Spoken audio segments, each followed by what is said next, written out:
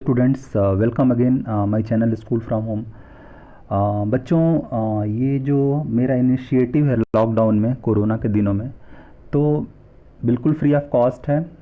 अगर आप या आपके पेरेंट्स आपको सिविल सर्विस आईएएस पीसीएस बनाने का ड्रीम रखते हैं तो डेफिनेटली आपको ये हमारे साथ ये लेसन लर्न करना चाहिए और हमारी क्लासेस करनी चाहिए, क्योंकि ये बिल्कुल फ्री है। और मेरा प्रयास रहेगा कि मैं 6 से लेकर 12 तक की क्लासेस फ्री में कराऊं। और आप पाओगे कि ऐसा ना किसी स्कूल में पढ़ाया जाता है ना किसी कोचिंग में पढ़ाया जाता है। तो आई होप कि आप लोग इससे बेनिफिट उठा रहे होंगे। अगर आप लोगों ने पुराने वीडियोस नहीं देखे हैं तो प्लेलिस्ट में जाना, इस चैनल को ओपन करके, तो उसमें हर क्लास वाइज मैंने वीडियो बना रखे हैं, उसको आप पढ़ो, आपको उससे बहुत फ़ायदा होगा और आप अपने करियर को बहुत अच्छी दिशा में मोल्ड कर सकते हो। तो स्टार्ट करते हैं स्टूडेंट्स। अभी आज का हमारा टॉपिक है चैप्टर 8 हम लोग कर रहे हैं, क्लास 6 का। इसका जो चैप्टर का नाम है climate, vegetation and wild life. मतलब कि हम लोग इसमें पढ़ेंगे अपने देश की क्लाइमेट कैसी है, जलवायु कैसा है। मैंने हिंदी इंग्लिश दोनों में कर रखा है, सो दैट कि अगर हिंदी मीडियम के बच्चे इसको देख रहे होंगे तो उनको मेरी सारी बात समझ में आएगी। मैंने कंटेंट को इंग्लिश में राइट किया है क्योंकि इंग्लिश में ही आप लोग पढ़ो तो ज़्यादा बेटर है। मैं उम्मीद करता हूँ छोटे टाउन्स में भी आजकल किताबें इंग्लिश में ही पढ़ाई जाती हैं, तो आपको कोई दिक्कत नहीं होने वाली। बट मैं इसको हिंदी में बहुत ही सिंपल वर्ड्स में समझा के फिर इंग्लिश में आऊँगा। Means lower to upper level तक का आपको नॉलेज मिलेगा इसमें।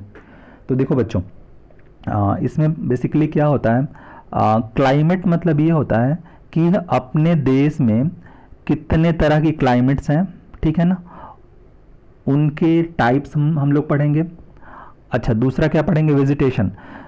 इसका मतलब होता है हमारे देश में कितनी वनस्पतियां हैं, कितने टाइप की, कितनी नहीं, कितने टाइप की वनस्पतियां हैं और वो किस किस एरिया में पाई जाती हैं, उनको पढ़ेंगे।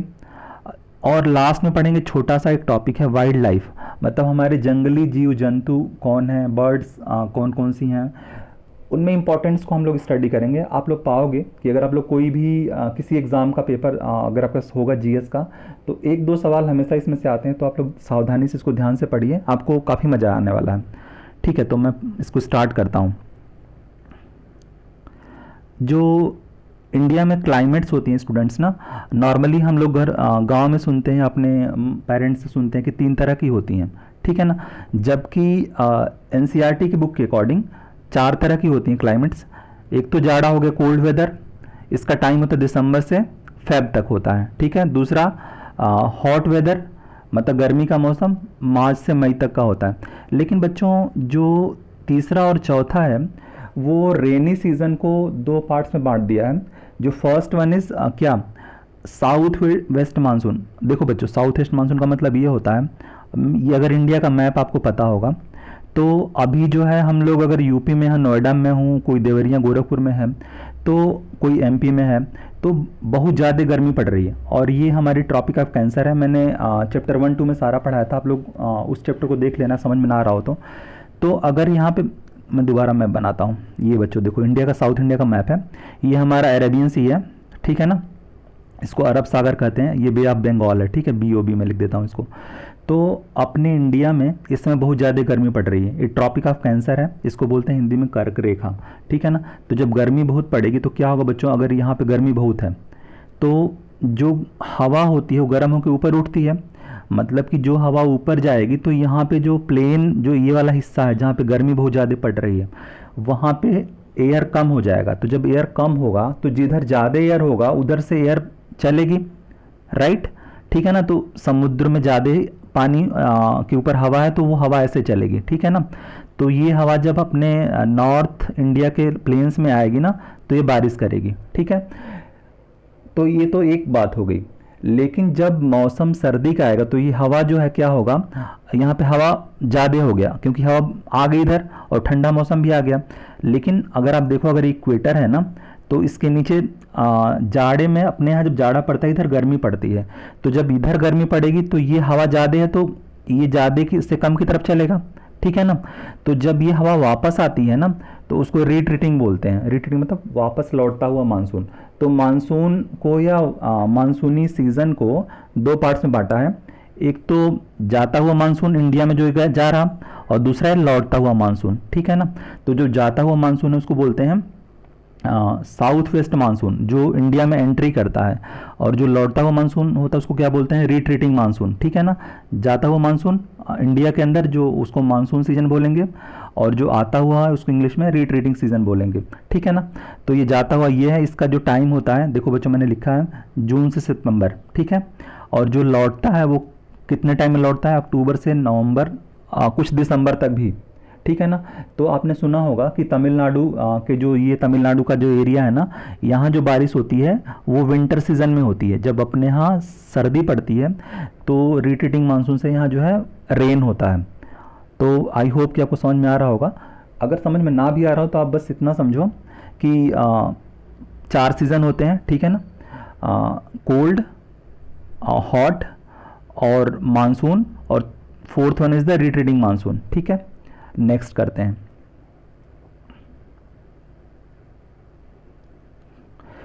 अच्छा, अभी मैंने समझाया था जो साउथ वेस्ट मानसून होता है, इसको साउथ वेस्ट क्यों बोलते हैं। देखो बच्चों, मैंने बताया था ये जो हवा होती है इंडिया में ना, जब यहाँ गर्मी पड़ रही है इंडिया में बहुत ज़्यादा प्लेन्स में, नॉर्थ के प्लेन्स में, तो जो हवा ऐसे एंट्री करती है, ठीक है। तो जो हवा के चलने की दिशा, मतलब जो हवा का ओरिजिन है, ठीक है ना, उसके नाम पे इस हवा का नाम पड़ा है। तो अगर इसका दिशा देखो आप लोग ना, तो ये जो है वेस्ट है, ठीक है ना, और ये साउथ है। इन दोनों के बीच से हवा निकल रही है इसकी तरफ, ये वेस्ट है और इस साउथ है, तो हवा ऐसे निकल रही है।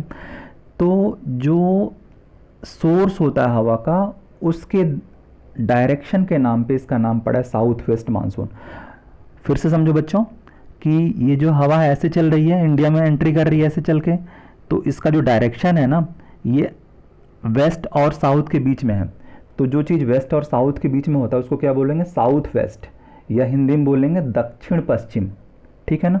तो इसकी दिशा जो है, दक्षिण ये होता है साउथ, और पश्चिम ये होता है वेस्ट। तो दक्षिण पश्चिम या साउथ वेस्ट की तरफ से ये इंडिया में एंट्री कर रही है, that's why it is called south west monsoon. इसी कारण इसको क्या बोलेंगे, दक्षिण पश्चिम मानसून, ठीक है बच्चों। आगे करते हैं। इसमें आप लोग देखोगे ना कि the winds blow from Arabian Sea and Bay of Bengal towards the land, मैंने बता दिया था सी से लैंड की तरफ हवा चलेगी, और जब ये हवा ये हिमालय से टकराएगी, फॉर एग्जांपल अगर ये हवा चली, ठीक है ना, तो ये ऐसे ऐसे भी आ गई हवा ऐसे, तो ये जब हिमालय से टकराती है ना, तो ये यहाँ क्लाउड फॉर्मेशन करके बारिश करती है। यहाँ पे तो आप लोगों को पता हो, जो ये वाला एरिया है ना, ये परमानेंट बारिश वाला एरिया है, ठीक है। तो यहाँ पे तो हमेशा बारिश होती रहती है, लेकिन जो अपने नॉर्थ प्लेन्स में जो बारिश होती है मानसून के कारण, वो जब ये हवा टकराती है, क्योंकि समुद्र की तरफ से हवा आती है, टकराती है, इसमें इसमें वाटर ड्रॉपलेट्स होते हैं, मतलब नमी होती है, कंडेंस होते हैं पहाड़ों से टकरा के, और ये पूरा नॉर्थ प्लेन में बारिश होती है, ठीक है ना। आई होप कि अगर कोई वीडियो देख रहा होगा, अगर यहाँ तक कोई सिविल की तैयारी करने वाला देख रहा हो, उसको कुछ ना कुछ इससे फ़ायदा ज़रूर होगा, क्योंकि मैंने बहुत ही डिफरेंट वे में, डिफरेंट कंसेप्ट में मानसून बताने का ट्राई करा है। आप लोग इसको ध्यान से सुनो, ध्यान से समझो। नेक्स्ट करते हैं। Season of retreating monsoon. जब यहाँ पे हवा पहुँच गया, ये हवा यहाँ पे आ गई पूरी समुद्रों से, यहाँ पे पूरा ये हवा भर गया, लेकिन जब धीरे धीरे जाड़े का मौसम आता है, और इधर नीचे जो है ऑस्ट्रेलिया साइड में गर्मी का मौसम आता है, तो यहाँ पे प्रेशर लो होता है हवा का, तो हवा जो है ज़्यादा से कम की तरफ बहती है। जैसे फॉर एग्जांपल पानी भी ज़्यादा से कम की तरफ फ्लो होता है, तो हवा भी क्या करके वापस आएगी, और वापस आते समय कई जगह रेन करती है, ठीक है ना। तो इस सीजन को रिट्रीटिंग मानसून बोलते हैं। तो आई होप कि आपको चीज़ें क्लियर हो गई होंगी कि हमारा विंटर सीज़न क्या होता है, कोल्ड सीज़न क्या होता है, मानसून क्या होता है, रिट्रीटिंग मानसून क्या होता है। तो मानसून के बारे में बस इतना ही, क्लाइमेट के बारे में बस इतना ही समझना इस चैप्टर में, और आप लोग इसको मंथ याद कर लेना, मानसून समझ लेना कैसे होती है। आपको अगर वीडियो दोबारा रिवाइज करना पड़े तो रिवाइंड करके देख लेना वीडियो, बट आपको एक ओवरऑल क्लियर आइडिया हो गया होगा कि एक्चुअल में हमारे यहाँ सीज़न कैसे होता है, क्या होता है, बारिश कैसे होती है, कैसे बारिश वापस जाती है इंडिया से। तो ये सारे कंसेप्ट मैंने क्लियर कर दिए। अब हम लोग करते हैं नेचुरल वेजिटेशन।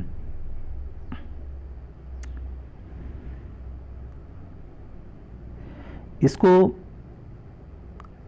हिंदी में बोलते हैं प्राकृतिक वनस्पति, ठीक है ना, मैं इसको हिंदी में लिख देता हूँ, कुछ हिंदी मीडियम के बच्चे पढ़ रहे होंगे तो उनको आसानी होगी। प्राकृतिक वनस्पति, ठीक है ना।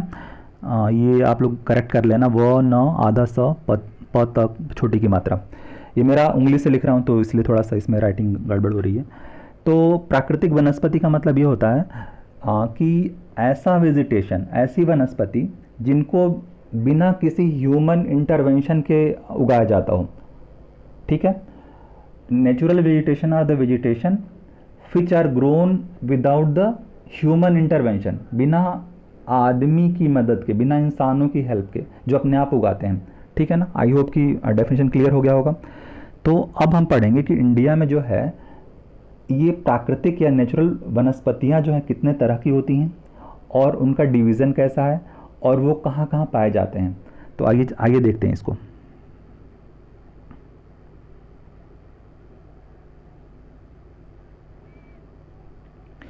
ये देखो बच्चों, जो इंडियन वेजिटेशन होता है ना वो 5 टाइप्स में बांटा गया है। मैं थोड़ा थोड़ा करके सबको बताऊंगा। पहला समझो आप लोग, ट्रॉपिकल रेन फॉरेस्ट।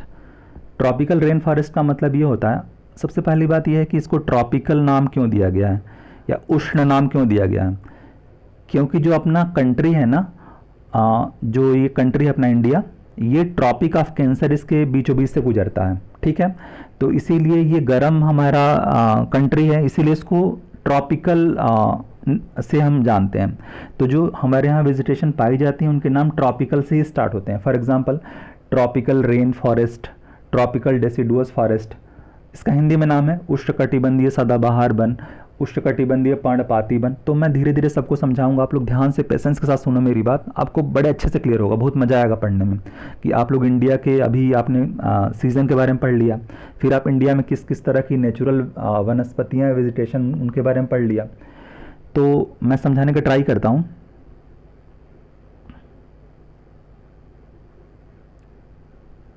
ये डायग्राम मैंने बनाया है। बेसिकली मैंने इस पर काफ़ी मेहनत की है, इसके नोट्स बनाए हैं, इसके जो डायग्राम है उसको मैंने लिया है गूगल वगैरह से या एनसीईआरटी की बुक से। तो आप लोग ध्यान से समझिएगा ये क्या है। ये जो है ना, जिस एरिया में हैवी रेनफॉल होता है, मतलब बहुत ज़्यादा रेनफॉल होता है, उस एरिया में जो है इस तरह की जो ट्रीज़ हैं या फॉरेस्ट हैं पाए जाते हैं। फॉर एग्जांपल अगर इंडिया का मैप में बनाऊं, ये नॉर्थ इंडिया हो गया, तो अगर ये हमारा नॉर्थ ईस्ट इंडिया हो गया, ठीक है। तो आपने सुना होगा कि जो ये वाला एरिया है ना, इसमें एक जगह है मेघालय में मासिनराम और चेरापूंजी, ठीक है ना। तो इस वाले एरियाज़ में जो है ना परमानेंट बारिश होती रहती है, सुबह शाम जब निकलो तो बारिश आपको दिख जाएगी। तो इस तरह का जो एरिया इंडिया में है ना उसको बोलते हैं ट्रॉपिकल रेन। और यहाँ पे जो फॉरेस्ट होते हैं, जो यहाँ पे वनस्पतियाँ होती हैं, उनको क्या बोलेंगे, ट्रॉपिकल रेन फॉरेस्ट। मतलब कि इंडिया के कुछ हिस्से में जहाँ पे 24 घंटे बारिश होती है, 24 घंटे मतलब ये हुआ कि 12 महीने बारिश होती है। अगर अपने यहाँ प्लेन्स के में बात करें, यूपी, एमपी, बिहार, राजस्थान में, तो उसमें तो बारिश केवल जून से लेकर सितंबर तक होती है। लेकिन इंडिया में कुछ पार्ट्स ऐसे हैं, फॉर एग्जांपल वेस्टर्न घाट्स, यहाँ भी बारिश बहुत होती है, ठीक है ना। कुछ ये वाला एरिया इंडिया का, यहाँ बारिश बहुत होती है। तो इस तरह के जो एरियाज़ हैं वहाँ पे जो नेचुरल वनस्पतियाँ पाई जाती हैं, they are called tropical rain forest, ठीक है ना। आगे बढ़ते हैं बच्चों, सेकेंड टाइप का हम लोग बात करते हैं। दूसरा है ट्रॉपिकल डेसिडुअस फॉरेस्ट। इससे हम सभी फेमिलियर हैं क्योंकि हम लोग, आई थिंक मैं हिंदी में बोल रहा हूँ तो हम लोग नॉर्थ इंडिया के लोग ही मेरा वीडियो सुन रहे होंगे, जिनके बच्चे एनसीईआरटी करिकुलम फॉलो करते होंगे, क्लास 6 में होंगे और ये वीडियो देख रहे होंगे। तो जो यूपी बिहार में आपने देखा होगा कि कुछ पेड़ ऐसे होते हैं जो कि अपने पत्ते गिरा देते हैं, ठीक है ना। फॉर एग्ज़ाम्पल अगर मेरे गांव में जब मैं बचपन में था तो मैंने देखा था नीम का पेड़, आम का पेड़, मेरे सामने जामुन का पेड़ भी था। तो जो वो उनके पत्ते होते हैं ना वो झड़ जाते हैं और फिर जब मानसून आता है उसके बाद हरे भरे हो जाते हैं, ठीक है ना। तो उनको बोलते हैं डेसिडुअस फॉरेस्ट या डेसिडुअस का मतलब ये होता है स्टूडेंट्स, पतझड़ वाले वन, जो अपने पत्ते एक बार साल में गिराते हैं, ठीक है ना। फॉर एग्जाम्पल साख हो गया, टीक हो गया, पीपल, नीम, शीशम, they are called deciduous forest, ठीक है ना। ये इनका जो एरिया होता है एमपी, यूपी, बिहार, झारखंड, छत्तीसगढ़, उड़ीसा और कुछ पार्ट्स महाराष्ट्र में, ठीक है ना। नेक्स्ट पढ़ते हैं, ये वाला जो अपना नॉर्थ इंडिया का हिस्सा है ना, ये यूपी है यहाँ पे, ठीक है ना। ये यहाँ पे बिहार है, ठीक है ना। यहाँ वेस्ट बंगाल है, यहाँ पे एमपी है, यहाँ पे राजस्थान है और कुछ एरिया जो महाराष्ट्र का है ना वो, मतलब ये पूरा जो नॉर्थ इंडिया का प्लेन है ना उसमें इस तरह के जो ट्रीज़ हैं पाई जाती हैं। नेक्स्ट हम लोग करते हैं,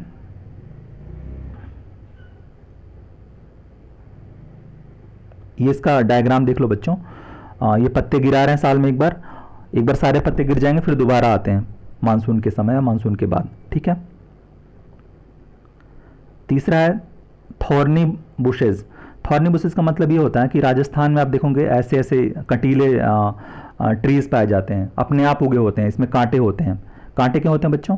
क्योंकि जो अगर इनके पास पत्ते होते हैं ना, जिसमें इनके पास पत्ते अगर होते ऐसे, तो राजस्थान में पानी की कमी होती है, धूप बहुत ज़्यादा पड़ती है, तो ये सूख जाते हैं। इसीलिए खुद को बचाने के लिए जो ये ट्रीज़ हैं ना उनमें कांटे लगे होते हैं और इनके जो रूट्स होते हैं ना बहुत नीचे गहराई तक जाते हैं, सो दैट कि एक सर्वाइव कर सकें। तो इसमें क्या क्या होता है, कैक्टस, खैर, बबूल, केकर, ये इंपॉर्टेंट वो हैं, इसके ट्रीज़ हैं। और जो इनका एरिया है ना राजस्थान में सबसे अधिक पाए जाते हैं, पंजाब के कुछ एरिया में, हरियाणा में और कुछ गुजरात में। क्योंकि जो राजस्थान का एरिया है ना स्टूडेंट्स, ये वाला राजस्थान का जो एरिया है ये वाला, इसको यहाँ पे कच्छ का जो वो है रन है यहाँ से लेके और ग्रेट ये डिज़र्ट ऑफ इंडिया, ये पूरा जो एरिया है ये थॉर्नी बशेस का एरिया है, ठीक है। नेक्स्ट करते हैं, यहाँ पे आप लोग देख लो, ये जो इसमें कैमल वगैरह एनिमल पाए जाते हैं, ये इनका जो स्ट्रक्चर है ये कांटे टाइप का होता है, ठीक है। नेक्स्ट करते हैं, मैंग्रोवन। मैंग्रोवन बेसिकली जो ट्रीज़ होते हैं वो समुद्र के किनारे जो सैलाइन वाटर, जो खारे पानी में पाए जाते हैं। फॉर एग्जांपल अगर आपने सुंदरवन का नाम सुना, वेस्ट बंगाल में सुंदरवन एक जगह, सुंदरवन एक बहुत बड़ा एरिया है, वहाँ सुंदरी ट्रीज़ पाए जाते हैं, इसलिए उसका नाम सुंदरवन पड़ा है। तो वो मैंग्रोवन का बहुत बड़ा एग्जाम्पल है, क्योंकि इंडिया में जो मैंग्रोवन है ना सबसे अधिक वहीं पाए जाते हैं, वेस्ट बंगाल के सुंदरवन में, ठीक है। तो इसको हम लोग देख लेते हैं, इसके ट्रीज कुछ इस तरह से होते हैं। ये इनकी जो ये वाला हिस्सा है ना वो बहुत मोटा नहीं होता, और ये क्या करता है जब समुद्र में जैसे साइक्लोन आता है, जैसे अभी फनी साइक्लोन आया था, उसके बाद एक और साइक्लोन आया था अभी कुछ दिन पहले, आपको याद होगा। तो ये जो इसकी जड़ें होती हैं ना पानी के बहाव को लैंड पे आने से रोकती हैं। ये अगर ओशियन अगर मान लो बे ऑफ बंगाल है, यहाँ पे साइक्लोन चला, पानी चली बहुत तेज़, तो पानी को जो है ना मेन लैंड में आने से रोकती हैं। इनका बहुत बड़ा एडवांटेज है कि ये बाढ़ को, जो समुद्री बाढ़ है, समुद्री तूफान है, उससे हमारे जो कोस्टल एरियाज़, तटों वाले जो एरियाज़ हैं, उनसे हमारे सिटीज़ की, टाउन्स की, हमारे नाविकों की रक्षा करता है, ठीक है।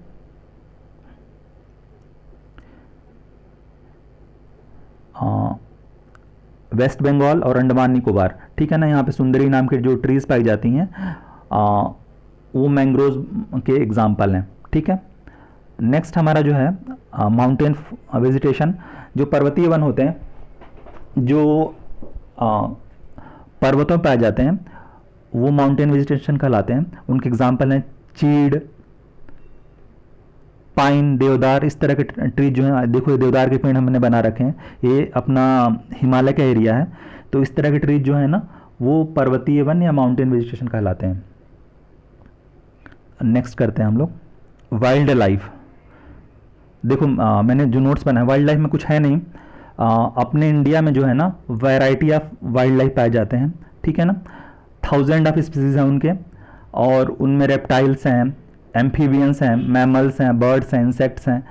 ये बच्चों ये प्रकार हैं एनिमल्स के, तो इनको एज इट इज़ आप लोग याद कर लो कि ये मैमल्स क्या होते हैं, बर्ड्स क्या होते हैं, इंसेक्ट्स क्या होते हैं, ठीक है ना। इनके कुछ एग्जाम्पल मैं बता देता हूँ। अगर आप देखो, जो टाइगर होता है ना, अपना नेशनल एनिमल होता है। ये कई बार एग्ज़ाम में आ चुका है कि अपने देश का नेशनल एनिमल क्या है, टाइगर। ये अपने देश के बहुत सारे पार्ट्स में पाया जाता है। जो गिर फॉरेस्ट है ना, वहाँ सबसे अधिक पाए जाते हैं, ठीक है, एशियाटिक लायंस। और जो एलिफेंट हैं वो वन हार्ड राइनोज हैं, वो आसाम में पाए जाते हैं, ठीक है ना। ये सब मैंने नोट्स बना रखा है। एलिफेंट्स जो है ना केरला में पाए जाते हैं थोड़े बहुत, लेकिन सबसे अधिक एलिफेंट्स जो है ना वो नॉर्थ ईस्ट में पाए जाते हैं, आसाम वगैरह में, ठीक है। इसके अलावा जो हमारी इंडिया में बर्ड्स बहुत ज़्यादा पाई जाती हैं। आपने सुना हो, जो अपना जो नेशनल बर्ड है क्या है, पिकॉक है। पिकॉक मतलब मोर, ठीक है, नेशनल बर्ड है हमारी। ये मैंने नोट में लिख दिया, आप लोग देख लेना, वीडियो को पॉज करके पढ़ लेना, अच्छे से रीड कर लेना। और एलिफेंट मैंने बता दिया। अच्छा बच्चों, आप देखो कि हम लोग क्या कर रहे हैं आजकल, नेचर को काट रहे हैं, नुकसान कर रहे हैं, due to cutting of forest and hunting of birds. ये जो है हमारे जो ये कुछ जो स्पीसीज़ हैं ना खतरे में पड़ गई हैं। फॉर एग्जांपल, अगर आपने देखा होगा 20 साल पहले, 15 साल पहले वल्चर्स मतलब गिद्ध पाए जाते थे। आज गिद्ध दिखते नहीं। क्यों नहीं दिखते? क्योंकि हमने नेचर को इतना ख़राब कर दिया है कि गिद्ध विलुप्त हो गए। ऐसे हमारे गांव में भी पहले बहुत हाथियाँ दिखती थी, आजकल नहीं दिखती। तो क्या हो गया, इंसानों ने उनको क्या अपना वो बनाया, पेड़ों को काटा और वो अपना उनका अस्तित्व ही समाप्त होने लगा। तो हमें उनको बचाना होगा। तो इसके लिए सरकार हमारी कुछ एफर्ट लगा रही है। तो जो एफर्ट सरकार लगा रही है उसमें क्या है, प्रोजेक्ट टाइगर है, प्रोजेक्ट एलिफेंट है। प्रोजेक्ट टाइगर जो है टाइगर को बचाने के लिए है, प्रोजेक्ट एलिफेंट जो है एलिफेंट्स को बचाने के लिए है। और हमें गवर्नमेंट के इस एफर्ट में साथ देना चाहिए। अगर कोई ऐसा हो जो जीव जंतुओं को नुकसान पहुंचाता हो, तो एज ए चिल्ड्रेन, हम लोग देश के भविष्य हैं आप लोग, तो आप लोग अपने पेरेंट्स से, अपने आसपास के लोगों को जागरूक करिए कि हमें बर्ड्स को, एनिमल्स को नुकसान नहीं पहुंचाना है। यहाँ तक कि अगर हो सके तो बच्चों, आप लोग अपने छत के ऊपर एक कटोरे में पानी रखो ताकि बर्ड्स आके पिएं और उनकी जो वैरायटी है वो जीवित रहें। अब मैं आपको बताता हूँ बर्ड्स किस मायने में फ़ायदेमंद है। सपोज़ करो, आपने देखा होगा कुछ बर्ड्स ऐसी होती हैं जो छोटे मोटे जीव जंतु को खाती रहती हैं। सपोज़ करो अगर वो बर्ड्स ना रहें तो वो छोटे छोटे जीव जंतु पता है कितनी ज़्यादा ब्रीडिंग करते हैं, कितनी ज़्यादा प्रजनन करते हैं, वो लाखों करोड़ों में फैल जाएंगे। तो अगर वो फैल गए तो क्या वो उनको तो रोकना मुश्किल हो जाएगा ना। हमारे घरों में वो आ जाएंगे, हमारे लिए पॉइजन बन जाएंगे, हमारे पानी में मिल जाएंगे। तो हमें बर्ड्स को, हमें एनिमल्स को प्रिजर्व करना है, प्रोटेक्ट करना है, और जो हम कंट्रीब्यूट कर सकते हैं हमें करना चाहिए।